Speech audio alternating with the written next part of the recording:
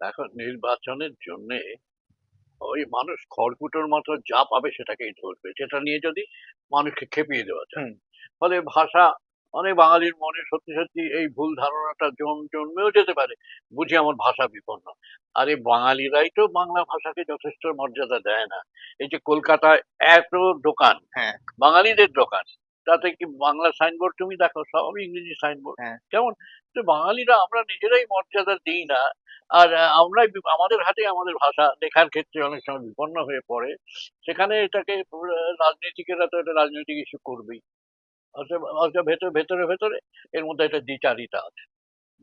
এই হলো ব্যাপার। মানে নিজেদের দুর্নীতি ঢাকার জন্য এটাকে হ্যাঁ, ব্যবহার করছে। দুর্নীতি এবং উদাসীনতা এবং বাংলার প্রতি উপেক্ষা যে গণশক্তিতেই বেরিয়েছে। যে কলকাতা বিশ্ববিদ্যালয়ে 15টা পদ হ্যাঁ। বাংলার, সেখানে 5 জন না 6 জন হ্যাঁ। আছে। হ্যাঁ। কলেজে কলেজে এই অবস্থা, স্কুলগুলোতে এই অবস্থা। শুধু বাংলা কেন, শিক্ষকই নেই। হ্যাঁ। অনেক জায়গায় বিজ্ঞানের ল্যাবরেটরি বন্ধ করে দিতে হয়েছে। হ্যাঁ। কলেজগুলোতে ছাত্রছাত্রী কম আসছে, ভর্তি হুম। হচ্ছে, হুম। একেই এই রেজাল্ট বেরোচ্ছে না সব। হুম। জয়েন্ট এন্ট্রান্স রেজাল্ট বেরোচ্ছে না, তার জন্যই ছাত্র চলে যাচ্ছে। হুম। উচ্চ মাধ্যমিক পরীক্ষায় 5 লক্ষ পরীক্ষার্থী কম এবার। হুম। কেমন? হুম। তো শিক্ষাকে এইভাবে নষ্ট করে, যার মধ্যে ভাষা শিক্ষাও আছে, আমি স্কুলে ইংলিশ মিডিয়াম ঢোকাচ্ছি আর বেসরকারিকরণ উৎসাহ দিচ্ছি। হুম। হুম। তার মানেই হলো বেসরকারি স্কুল মানে ইংরেজি মাধ্যম স্কুল। হুম। এবং ইংরেজি মাধ্যম স্কুলে অনেক সময় বলা হয় খবরদার, স্কুলে কিন্তু বাংলা মাতৃভাষা হ্যাঁ। বলবে না।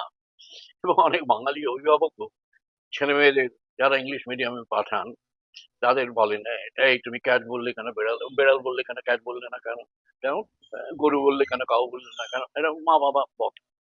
আমি তাদের দোষ দিই না এই অর্থে যে তারা বিশাল একটা স্বপ্ন দেখেন যে ইংরেজি হচ্ছে সাফল্যের ভাষা, এবং ইংরেজি শিখলে বিশাল একটা কিছু হয়ে যাবে, অন্তত জীবনটা সুনিশ্চিত হবে।